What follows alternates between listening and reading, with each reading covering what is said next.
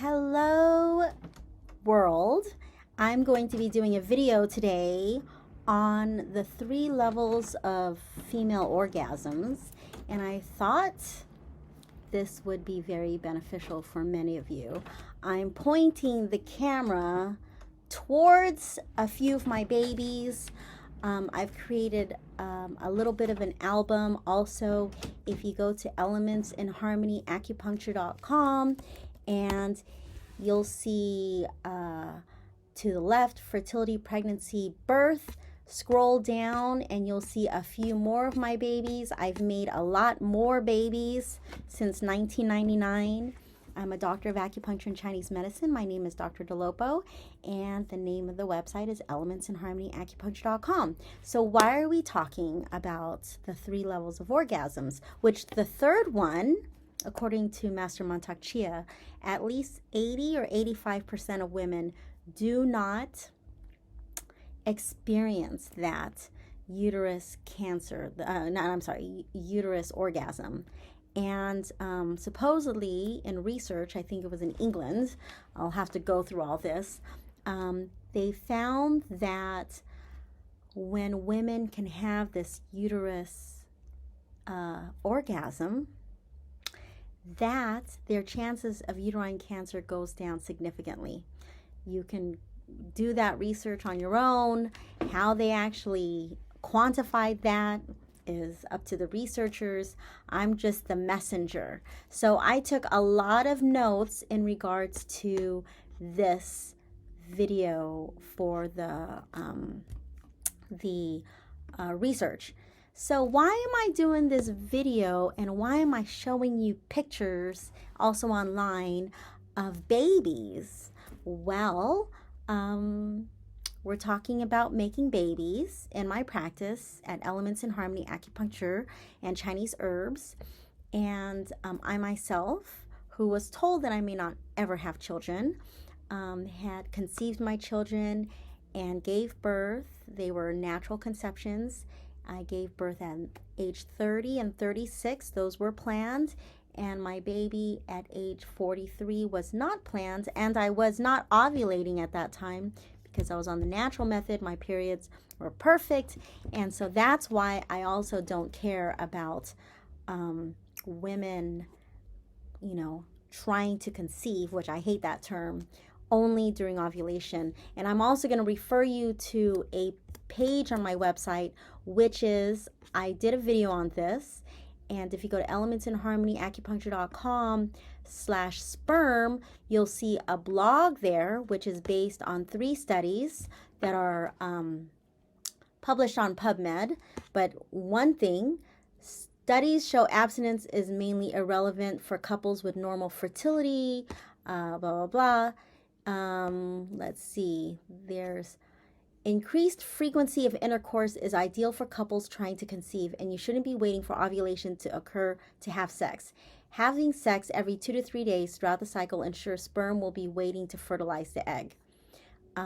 Abstinence should not extend beyond the 2-day mark, as there is no benefit.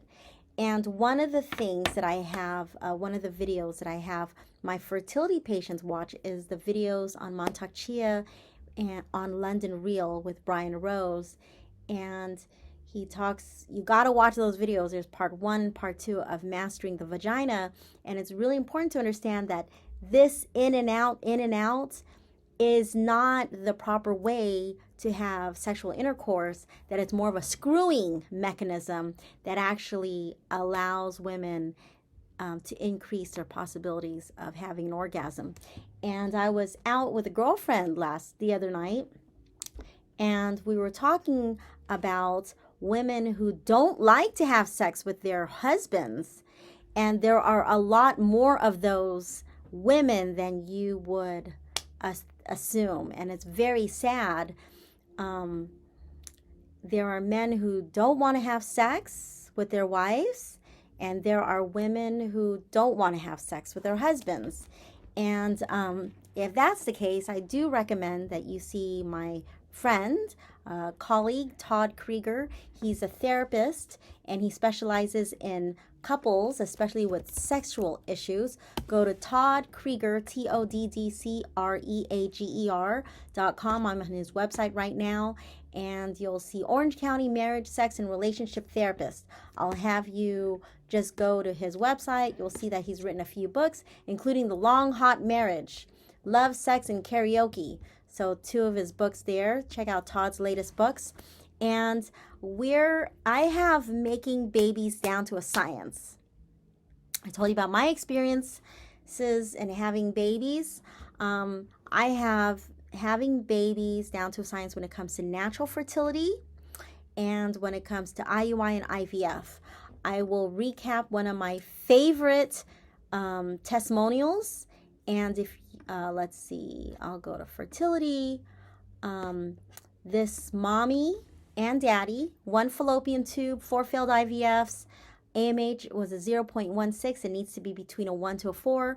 Over 40 years old, fertility specialist recommended donor eggs, 5% chance to get pregnant. This woman is a mommy, is a nurse practitioner, and she was also a CEO of a company, so she had 2 jobs, and daddy's a physician, a medical doctor. And I asked for 2 to 3 years. They got pregnant in 6 months naturally with their own eggs and their own sperm. And the total they spent was $8,770. That included mommy to get pregnant, 47 treatments, and 21 treatments during pregnancy, all within 6 months. And daddy started right away, 21 treatments. He did not skip a beat. He was very committed.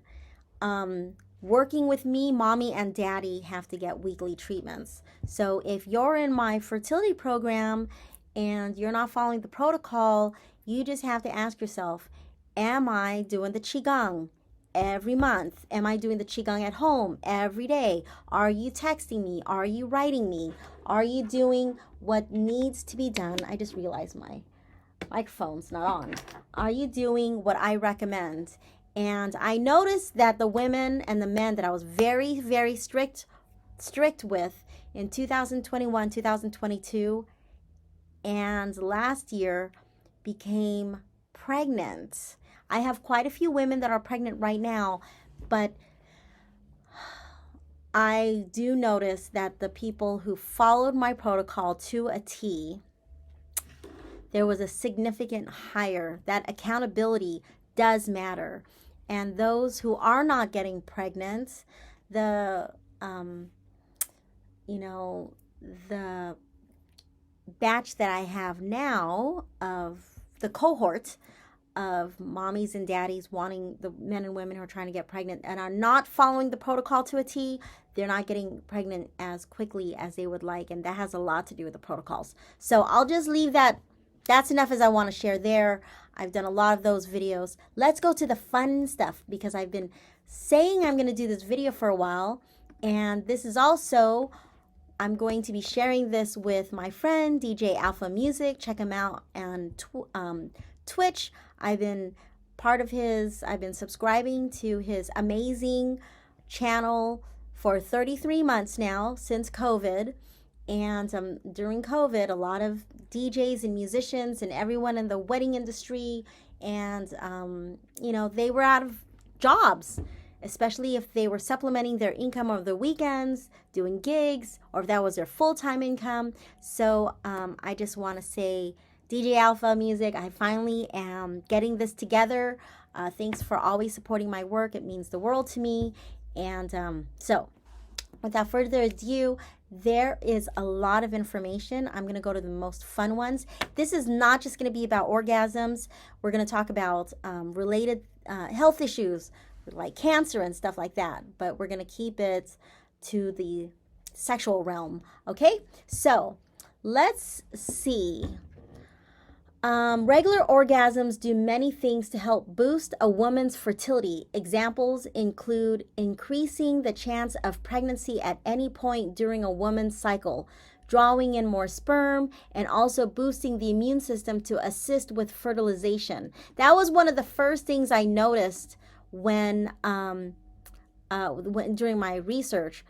I wanted to see, does a woman having orgasms, do orgasms help? And also we'll be talking about men and their orgasms also. But let's face it, it's a lot easier and it's more common for men to orgasm than women. It is sad to hear that many women don't know what that feels like. If you have to think about it, I can guarantee you don't know what an orgasm is. It's very sad to hear men say to me in private that they feel that they're a tool because their wife only wants to have sex during ovulation. Stop doing that, ladies. Have sex to have fun, not to get it done.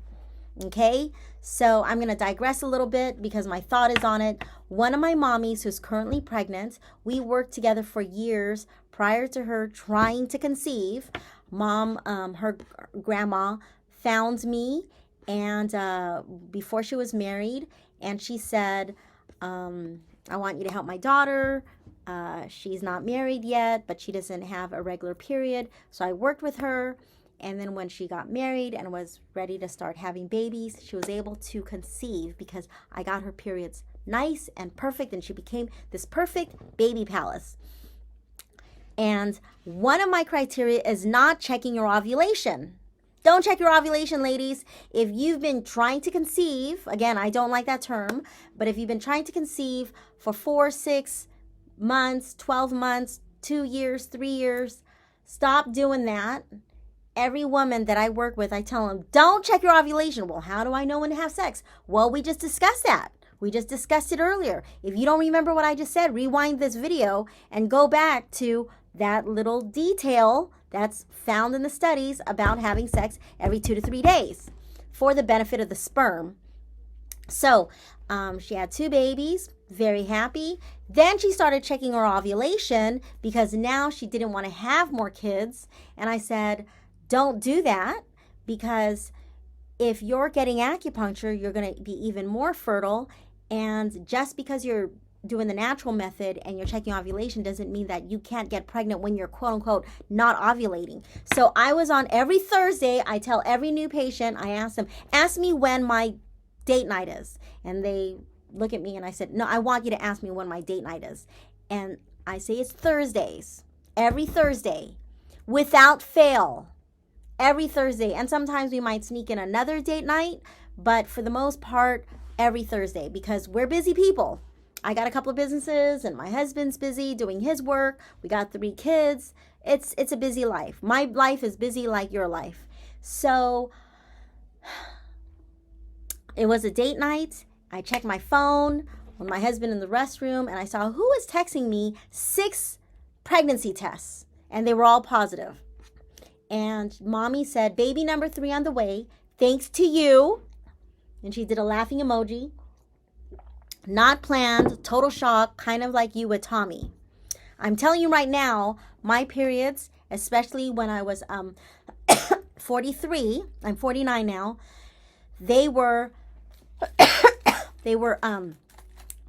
regular, and I swallowed my saliva.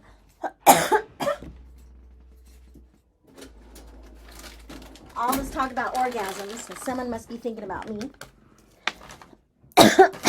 And anyways, she was very shocked. I had told her, don't check your ovulation. Well, I supported her to check her ovulation, but I said that doesn't mean that you can't have a baby when you're not quote unquote ovulating. And that's true. And last year and the year before, there were surprise pregnancies from mommies that I helped get pregnant the first time, and they didn't believe me that they would still be very fertile after their baby was born. And surprise, surprise, they have their surprise baby within a year or so after giving birth. So let's go back to all this fun orgasm talk. I know, you're probably thinking, wow, she says this so matter-of-factly, because it is.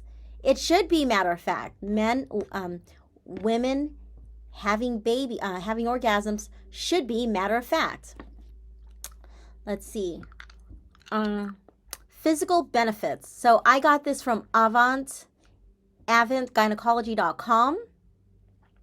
I'll put the links, but if you want the link right here, advent-college.com/2020/06/17/learn-about-the-impacts-of-orgasms. All right, so this is a private practice, and sex is a pleasurable thing for most people. What are the health benefits? Physical benefits. So I'm paraphrasing.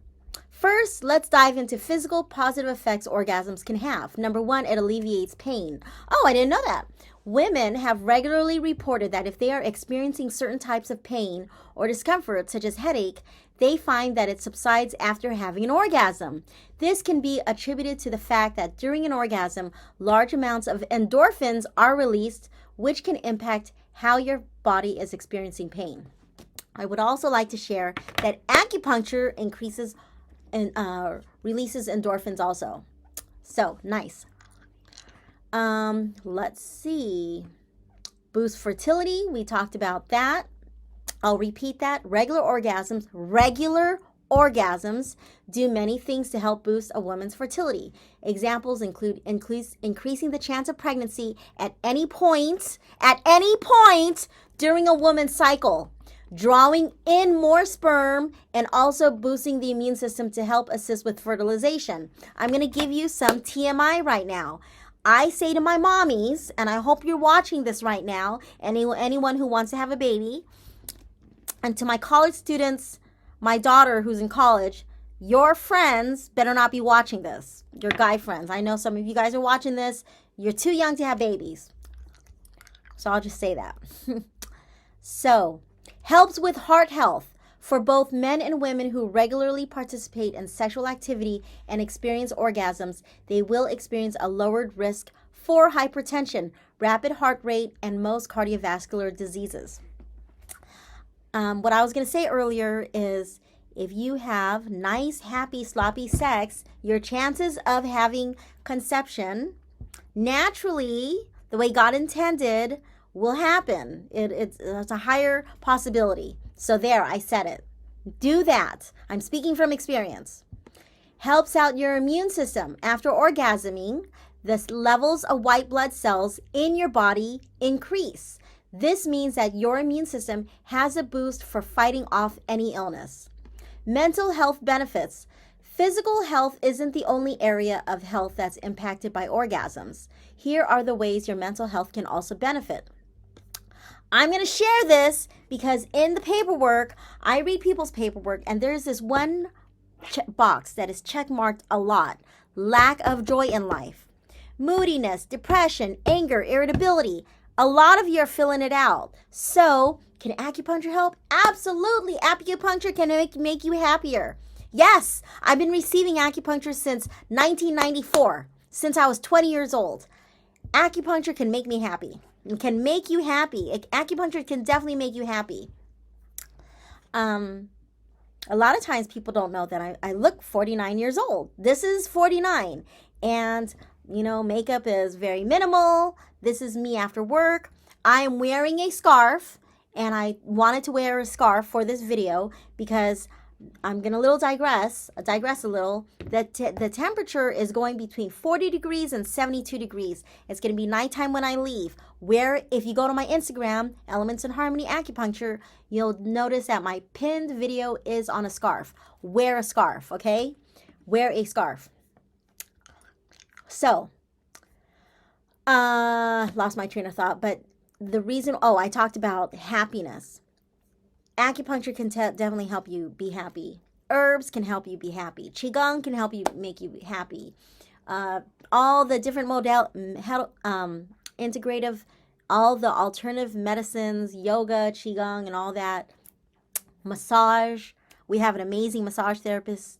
I have 3 amazing doctors that work with me. Definitely, this can make you happy. But you're hearing right here, orgasms can make you happy. Deeper connection with partner. When you orgasm, a large level of the hormone oxytocin is released into your system. Oxytocin, one of the things that you feel when oxytocin increases is feeling nurtured. This is a powerful tool to help foster a stronger connection with your partner. That's why after sex cuddles can be a fantastic thing to engage in. It builds a stronger connection with your partner that only increases the enjoyment of your relationship. We're talking about healthy, happy sex, okay? Increased focus, one of the mental benefits. Similar to the above effect, the hormones released after an orgasm has been shown to increase the amount of brain activity you experience. This means more focus, better sleep, less stress, and a better ability to think through problems. If you have further questions about your health, orgasms, or general sexual topics, reach out to the experts at Avant Gynecology. I will share that on my website, I have an amazing, where's Avant Gynecology? They're in Atlanta, Georgia. Well, we're in Orange County, and I will share with you, I have an amazing OBGYN here in beautiful Orange County, and her name is Dr. Jennifer Broad. Go to elementsinharmonyacupuncture.com/OBGYN. You'll see Broad Medical Group. Click on that word, on those words, and you'll see Dr. Jennifer Broad, OBGYN, Orange County. She may be very busy, and sometimes their clinic is not taking patients because they're so busy, but let me know if for whatever reason they just kind of like might put a pause on taking patients because she gets so busy. But she's amazing. I followed her during my doctorate program for 30 hours. I have doctors. She's one of the most amazing doctors you'll ever meet. She gives you her full attention. Be the first one in when in the morning. Be the first one in at lunchtime. She gets very busy. Her nurse practitioner is Tabitha. She's amazing. You will love her. So they're right there in Newport, across Hoag Hospital. So that's what I want to share there. So that is a great article. I hope you benefited from that. And let's go on to the next article. Let's see. I talked about Mantak Chia. I'll have you watch that video. I'll put those links. He talks about the 3 gates. The first gate is the clitoris. And it requires patience and compassion from the husband, the male partner. This can take a while. Hugging and kissing. The penis may already be erect. The woman is like water. It's yin. Water needs time to boil.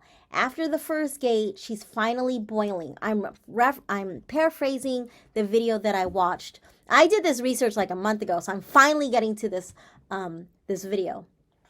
The second gate, it requires your hand. So the first gate is a clitoris orgasm. This second one this is the second gate. So the whole purpose of this video is to share with you that there are 3 levels, 3 gates of orgasms. And I hope the women are listening and telling their husbands, you got to help me out. Whether you want to have a baby or not, maybe this video will be interesting to you. I did a video on atrophy of the clitoris. Please look that up. These are all based on research. Some of them are from qualified medical, they're medically based, and some of them are just from like regular internet searches. But there's some truth to even the ones that are quote unquote not, most of them show what studies they're based on. So this one, the second gate, requires your hand. So there are parts 1 and 2 to this Mantak Chia video. I've been watching them for the last few years. I think I've watched them at least 20 times. Mastering the vagina. You want to watch that. Don't use your strong hand. He said, Master Mantak Chia said, use your weak hand. Use a screwing technique, not a bumping technique. Spin the sacrum. If you're doing in and out, you miss everything. Screwing hits. So the screwing technique from the man with your penis, the screwing hits the second gate. This clitoris lips activates a lot of hormones. I was taking like quick notes when I was watching this. He talks about the liver, the lungs, the kidneys along the inside of the wall of the vagina. Stimulate the organs. So he's talking a lot about Chinese medicine. We'll leave that out, but that's very interesting to me as a doctor of acupuncture and Chinese medicine. So if you want to geek out on that, we'll do that privately. If you want to Zoom on this, my friends who are colleagues, we can talk about this, but I'm not going to talk too much about that. When a woman nurses, the uterus contracts. Uterus and breasts are related. Breastfeeding reduces chances of breast cancer. I remember when I was doing research on breastfeeding, I found that if you nurse up to 7 years in your life, you're not talking about one child from age 0 to 7, although there are some women who do that. I know someone who nursed her, that's a different conversation, up to 8 years. So I nursed a total of 8 years in my life with all 3 of my kids. And I remember reading that study that if you nurse up to 7 years in your life, your chances of breast cancer goes down to 0. So they discussed this in that video. I'll repeat that. When a woman nurses, uterus contracts, uterus and breasts are related. Breastfeeding reduces chances of breast cancer. Same thing, uterus orgasm lowers chances of uterine cancer. 85% of women will never experience uterus orgasm if lady does not orgasm. She does not have fluids. She has to have natural fluids. So that's the third gate, the uterus orgasm.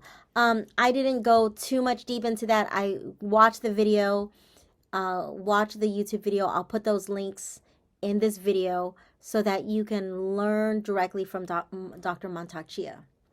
I have a lot of studies, so I think I'm going to break this video up in pieces. Let's see. I'm going to go to, let's discuss prostate cancer, ejaculation, prostate, can sex, masturbation affect prostate cancer risk? This is on WebMD, and go to webmd.com/prostate-cancer/ejaculation-prostate-cancer-risk. Here's a health tip that might sound pretty good to many guys. Have more sex or masturbate more, and you might lower your odds of getting prostate cancer. Research suggests that the more often men ejaculate, the less likely they are to have the disease. What's the link? Let's see how long this. It's not a long article, so I'll read it. Over the years, there's been growing evidence of a link between ejaculation and lower chances of prostate cancer. But the 2016 results of a major study made the strongest case yet. The researchers asked men to answer questions about how often they ejaculated. How did it matter? Sex, masturbation, or wet dreams were all included. Then they tracked almost 32,000 of these men for 18 years. Wow, what a study. The researchers found that guys who did it the most, at least 21 times a month, had about 20% chance of lower chance of prostate cancer compared with those who did it less, 4 to 7 times a month. That was true in several age groups. The exact number of times didn't matter. Basically, the more men ejaculated in a month, the less likely they were to get prostate cancer. Why might ejaculation to help prostate health? Experts aren't sure. Some believe it can flush out harmful chemicals that might build up semen. Actually, while I'm doing this, I'm going to send this information to my husband. What we don't know, while research is promising, there's a lot scientists need to learn. Some things to consider. There's no proof that ejaculating more actually causes lower chances of prostate cancer. For now, doctors just know they're connected. It might be that men who do it more tend to have other healthy habits that are lowering the odds. All right, so we're just speculating, but there seems to be a connection. Ejaculation doesn't seem to protect against most deadly or advanced types of prostate cancer. Experts don't know why. Scientists don't know if ejaculation during sex versus masturbation has the same benefits. Some research has found that the makeup of semen is different for each. For example, semen during sex has higher levels of sperm and some chemicals. It's possible that these can make a difference in a man's odds of having prostate cancer. Not all studies have found a benefit. The 2016 study got attention because of its size, almost 32,000 men, and length, 18 years. But some smaller studies have not shown the same good results. A few even found that some men, specifically younger men, who masturbated more had slightly higher chances of prostate cancer. Some researchers wonder if a man's age may affect whether more ejaculation helps. The bottom line, researchers are still studying the connection between ejaculation and prostate health, so doctors may not be ready to write prescriptions for more sex yet. But since masturbation and safe sex probably won't cause you any health problems, there's likely no harm in doing them more often. For cancer experts, the research is exciting because it may offer men a chance to lower the chances for prostate cancer. Most things that raise a man's odds, like age and family history of the disease, aren't things that they can change, but ejaculating more, that's a job many men are willing to take on. I have a research page. I'm going to share this on my research forum. I'm sure it will get a lot of attention, especially since it's on WebMD. So we talked about the 3 gates. I'd like to see, go ahead and share with me in the links below your opinion. I'm sure you have some. Make sure you watch those videos from from Master Mantak Chia. My business is elementsinharmonyacupuncture.com. We have 3 amazing doctors that work here. It is Good Friday. We're open every day of the year, almost. Dr. Hope Lynn is working. She works Sundays and Tuesdays. She's available. She'll be working Easter Sunday if you need her. One of my nurses, Pam Cower, she works 11 a.m. She's available until 11 p.m. She's a registered nurse as well as a licensed acupuncturist. That's why she has these odd hours. Dr. Shore Omedi is also available.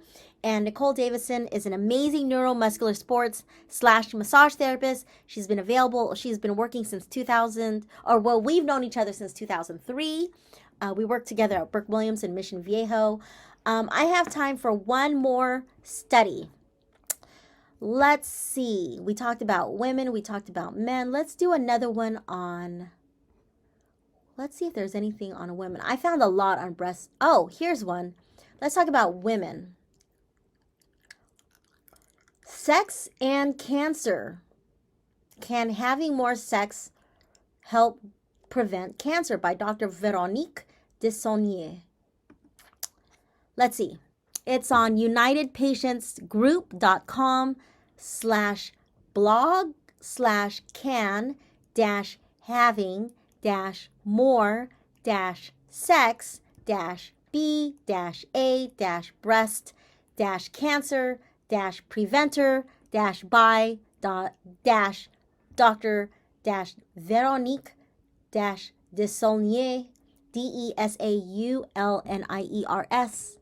And I will be putting these links in the comment section or description. All right, so let's discover this. Let's see about this. Let's see how long. Oh, it's not long either. I'll read it.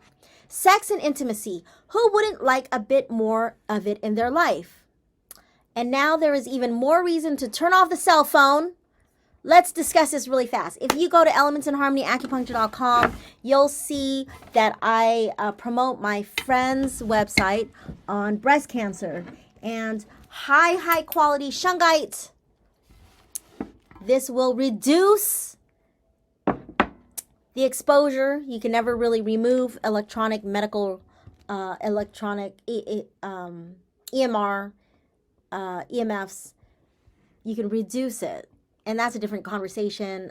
It's on my website, Protect Yourself from EMR. But I just wanted to bring that up. Turn off your cell phone. I got 2. Put them on airplane mode. Turn them off. Put them in another room. Go to sleep without your phone, okay? If you go on my website, you'll find that I discuss BPA.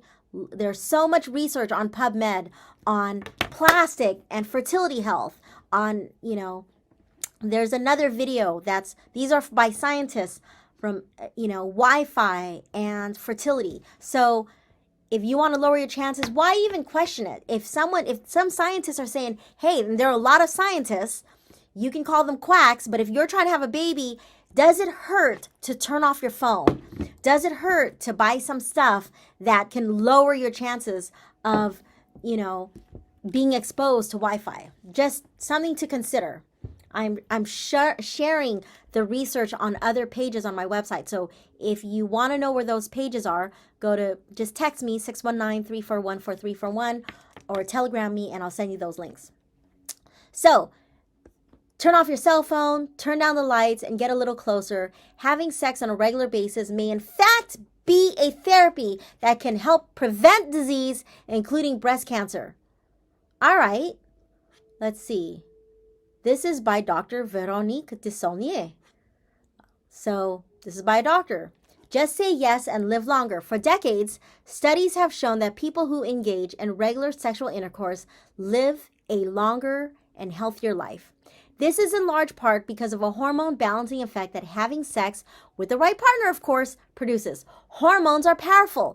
They carry chemical messengers that affect almost all functions of your body, including your immune system. So remember, we were in that first website, the avantgynecology.com. So this is repeating what they said. So what really happens during sex and orgasm, and how does this help prevent cancer? Here are some fun facts. Here are some facts about what goes on inside your body while you are under the sheets. During sex, the happy hormone DHEA is released. Oxytocin is also released, which counteracts the effects of the stress hormone cortisol and helps to calm nerves, improve sleep, which has been directly linked to higher immune function, is also a side effect of oxytocin. According to a 2007 study, having sex at least once per week lessened the frequency of hot flashes in postmenopausal women. In addition, sexual stimulation releases endorphins and corticosteroids, according to the Journal of Sex Research. Among other things, these substances can help reduce pain. Most importantly, one study proved that women who had sexual intercourse more than once per month had a lower risk of developing breast cancer than those who had intercourse less than once per month. So ladies, you just got to have sex at least once a month. Now, that's for women who are not trying to have a baby. Okay? If you're trying to have a baby, if you're here to make a baby, you should be having sex 2 to 3 times a week. Okie dokie? So let's go back. I'm reading this verbatim, you guys. Sex after diagnosis. But what about having sex after you have been diagnosed with cancer? For many women, the ability to enjoy sex significantly decreases after diagnosis. In addition to the psychological effects of dealing with cancer, many women must deal with the physical side effects of traditional treatments such as chemotherapy and radiation. Chemotherapy can cause the ovaries to shut down. Early menopause often ensues along with vaginal dryness, painful intercourse, mood swings, and hot flashes. Also, surgery may have removed part of a breast, a whole breast, or both breasts. The breasts are an important part of sexual identity for many women. Now, I'm going to address that I've done a video on the cure for dry vagina. Please watch that. And I've also done videos, and I just did video on acupuncture and integrative oncology. So please watch that. So I'll let you watch those videos. But if acupuncture can help you during radiation, during chemotherapy, so that you can have a higher quality of life, and I've seen it happen over and over and over, including patients with stage 4 cancer in multiple parts of the bodies, if it can increase your longevity, if it increase your quality of life, which I know that it can because I'm seeing it, and also based on that, the studies from that video, I think you'll be convinced that acupuncture can really help increase your quality of life, especially if you are already diagnosed with cancer. Don't despair. You can get in the mood again, especially with the help of a few natural therapies. And you can enjoy a renewed sexual life despite breast cancer. These days, there are many natural vaginal lubricants on the market. These products have made a world of difference to the sex lives of thousands women, of thousands of women going through menopause or early menopause. Do some research and find one that is right for you. Also set aside some time to talk to your partner about what you're going through. But I personally will say that I've helped many women here have the not dry vagina, have more natural lubrication with acupuncture. Okay, something to consider. I've done quite a few libido videos. Increasing libido. Explore other ways of being intimate and cultivating sensually together, especially through sensual touching and massage. Your sexuality is an important part of a balanced and healthy life. So embrace your scars and your magnificence. Take the necessary time to nurture yourself, to physically, mentally, and emotionally. Remember that a happy sex life creates happy hormones, which leads to a happy, healthy life overall. This is Dr. Veronique Desaulniers, also known as Dr. V, her bio. She's a best-selling author and specialist in chiropractic, bioenergetics, meridian stress analysis, homeopathy, and digital thermography. After 30 years in active practice, she decided to retire and devote her time to sharing her personal, non-toxic breast cancer healing journey with others. Her years of experience and research have culminated in the 7 Essentials, that's trademarked, a step-by-step coaching program that unravels the mystery of healing the body. Her website and personal healing journey have touched the lives of thousands of women around the globe. To get your free 7-day mini e-course and to receive her weekly inspiring articles on the power of natural medicine, visit breastcancerconqueror.com. So a little plug for her. I don't know her, but it seems very interesting. Now, I was going to end, but I figured, let's do one more thing for men. And it's from Harvard. I saw it, and I think you might want to see it. Let's see. There are a lot of studies. There's one on the Mayo Clinic, urology.health. Here's one. Let's read this. Ejaculation frequency and prostate cancer. This is on Harvard. health.harvard.edu/mens-health/ejaculation_frequency_and_prostate_cancer. All right. And this will be the last one. I'll read through it. Ejaculation frequency and prostate cancer. This was published 2022. You can go through the other links and see when those were published. Despite the importance of prostate cancer, its causes remain unknown. Scientists do know that genetics plays a strong role, and they have sound evidence that diet and other lifestyle factors are also important. Since the prostate is a reproductive organ that produces fluid for ejaculate, researchers have long wondered if sexual factors influence a man's risk of prostate cancer. But a Harvard study provides good news for sexually active men. So, actually, it's not long, so I'll read this. The Harvard Ejaculation Study. The health professionals' follow-up study has been collecting information about a large group of volunteers since 1986. All the men are healthcare providers, including dentists, pharmacists, veterinarians, optometrists, ophthalmologists, and podiatrists. Most are white. In 1992, 29,342 men between the ages of 46 and 81 provided information about their average number of ejaculations per month in young adulthood, age 20 to 29, middle age 40 to 49, and in the most recent year. Ejaculations included sexual intercourse, nocturnal emissions, and masturbation. The volunteers provided comprehensive health and lifestyle data every 2 years until the study concluded in 2000. Wow! So from 1986 to 2000. Let's see. The scientists found no evidence that frequent ejaculations mark an increased risk of prostate cancer.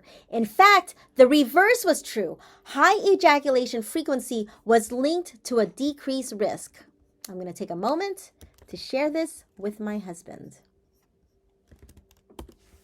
Let's see. Compared to men who reported 4 to 7 ejaculations per month across their lifetimes, men who ejaculated 21 or more times a month enjoyed a 31% lower risk of prostate cancer. And the results held up to rigorous statistical evaluation even after other lifestyle factors and the frequency of PSA testing were taken into account. Ejaculation data from Down Under, an Australian study of 2,338 men examined the impact of sexual factors on the occurrence of prostate cancer before the age of 70. Like the Harvard research, the Australian investigation evaluated total ejaculations rather than sexual intercourse itself. Like the American men, the Australians who ejaculated most frequently enjoyed a reduced risk of prostate cancer. The effect was strongest for the frequency of ejaculations in young adulthood, even though prostate cancer was not diagnosed until many decades later. Even so, the apparent protection extended to all age groups. In all, men who averaged 4.6 to 7 ejaculations a week were 36% less likely to be diagnosed with prostate cancer before the age of 70 than men who ejaculated less than 2.3 times a week on average. Those numbers crack me up. Those very specific points. An Australian study of 2,338 men examined the impact of sexual factors on the occurrence of prostate cancer before the age of 70. Like the Harvard research, the Australian investigation evaluated total ejaculations rather than sexual intercourse itself. Like the American men, the Australians who ejaculated most frequently enjoyed a reduced risk of prostate cancer. The effect was strongest for the frequency of ejaculations in young adulthood, even though prostate cancer was not diagnosed until many decades later. Even so, the apparent protection extended to all age groups. In all, men who averaged 4.6 to 7 ejaculations a week were 36% less likely to be diagnosed with prostate cancer before the age of 70 than men who ejaculated less than 2.3 times a week on average.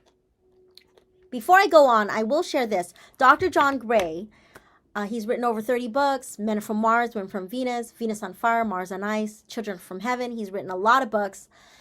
He shares in his seminars that men who have more sex, their chances of heart disease goes down significantly, and their increase of testosterone, their testosterone increases, which is healthier, and their stress goes down. Something for you to consider. A piece of the puzzle, going back to this Harvard article, the studies from the United States and Australia do little to answer these critical questions, but they do open a new avenue for research. Since both report that a high frequency of ejaculation early in adulthood has the greatest impact on the risk of prostate cancer decades later, they call attention to the role of events early in life when the prostate is developing and maturing. There is certainly precedent for a long lag because cause and effect. However, childhood sunburn is a major risk factor for malignant melanomas in adulthood, and prenatal factors that influence birth weight appear to influence the lifetime risk of hypertension and heart disease. In 1807, William Wordsworth wrote, "The child is father of the man." With respect to prostate cancer, though, sexual activity in adolescence may be a predictor of risk in adulthood. So, let's see. Disclaimer: as a service to our readers, Harvard Health Publishing provides access to our library of archived content. Please note the date of last review or update on all articles. No content on this site, regardless of date, should ever be as a substitute for direct medical advice from your doctor or qualified clinician. All right, so there you go. Those are some information. There's some information for you. I did that with a straight face. I hope you can respect that. In all, I did my best to give these from some leading experts. I do hope that you look up Mantak Chia's, Master Mantak Chia's YouTube, his work. He's been a long-standing Taoist practitioner, very strongly qualified in the Chinese medicine world, especially when it comes to sexual health. And the links that I shared, these weren't just regular links. These were, again, the first one was from Avant, gynecology.com. And let me just see who those doctors are. So our providers, who are these providers? Medical doctors, Dr. Juret, Dr. Mora. They're both medical doctors, and some other initials behind their name. Jessica Guilfoyle, I'm sure I'm messing up her name. Killeen, I think they're nurse. I don't know what APRN means. Katie Sidmans and Morgan Whalen. They're all APRN. So what does APRN mean? Medical abbreviation, Advanced Practice Registered Nurse. So these are women in Western medicine. And we also got information from WebMD. We also got information from Harvard. And we got information from something else, the breast cancer one. United Patients Groups. That was a chiropractor. So, and I think she does integrative functional medicine, or at least integrative medicine. So I hope these really help you understand that the more, I want to read one more time the first thing. Regular orgasms do many things to help boost a woman's fertility. Examples include increasing the chance of pregnancy at any point during a woman's cycle, any point, drawing in more sperm, and also boosting the immune system to help assist with fertilization. And I read directly from the articles, and I read them directly, all the way through. So please do your own research. But I'd rather you just have hot, horny, sloppy sex and get pregnant. And acupuncture can help you increase your libido. So if you'd like to be one of my fertility patients, or if you just want to increase your libido, we are here to serve you almost 7 days a week, typically, here at Elements in Harmony, acupuncture.com. We're here to support you during this fertility journey, or help you during your journey in having better sex so that you can enjoy a higher quality of life. All right, take care. This is Dr. Anna Dolopo signing out. Talk to you later.